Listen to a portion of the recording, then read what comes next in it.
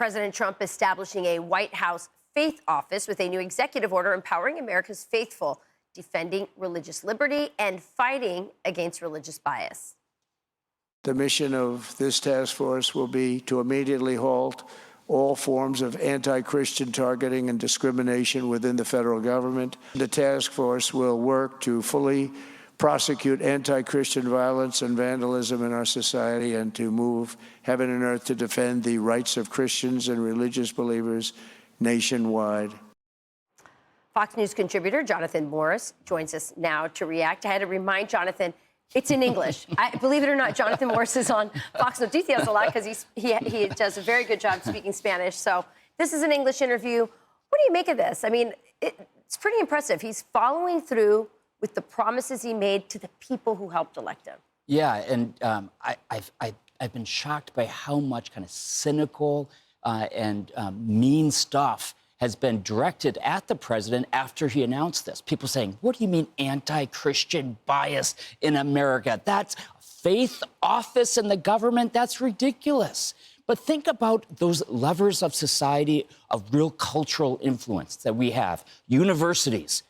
Is Christianity respected in academia today? No. I don't think so. How about Hollywood?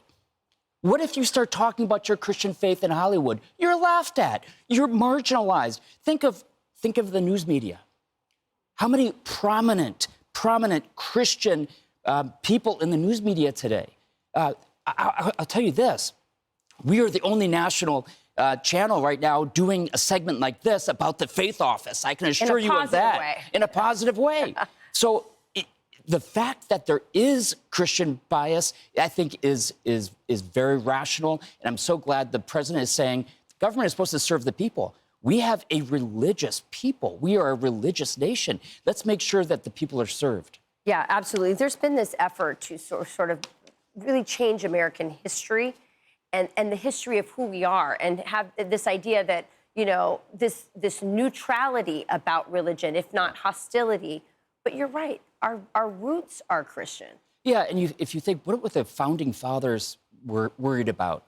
They were worried that government was really going to get involved in church. Right? So that's why the Establishment Clause. The government should not establish a religion. Right. Right? As they did in England. Exactly. And also, we should not enact any law that's going to prohibit the free exercise of religion.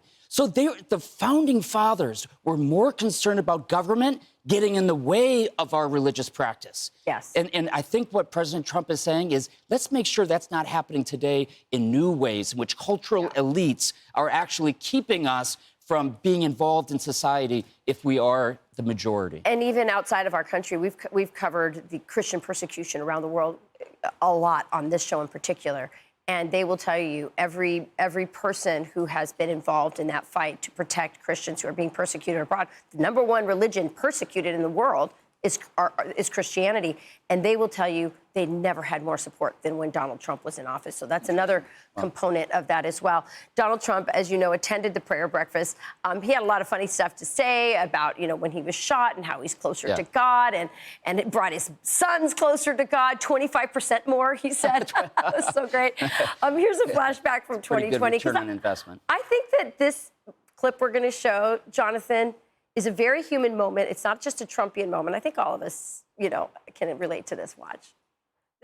But I can say that going beyond that, we're grateful to the people in this room for the love they show to religion. They're brave, they're brilliant, they're fighters, they like people, and sometimes they hate people. I'm sorry.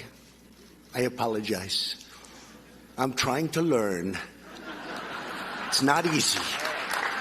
It's not easy.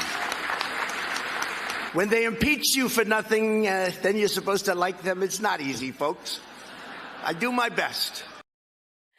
All right. We've all struggled with that. Your reaction? Hey, listen, I think, you know, he says he's being very honest. He says, I haven't been a very religious person growing up. And listen, I'm Donald Trump. You don't know me for being a religious person. But hey, the fact that he dodged 2 bullets, I think that has made it a very personal thing for him.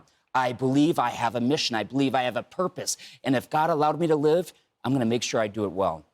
When George Washington was a young boy, he was a courier, and many bullets were, he was actually known for having bullets that came at him that never quite touched him.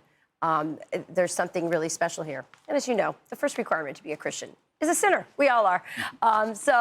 Jonathan Morris, it's great having you. Next time. Happy Valentine's Day, which is not today. I know, we almost right? had a heart attack when I mentioned the Valentine's Day. We'll see you next on Fox Noticias. Muchas gracias. De nada. Okay.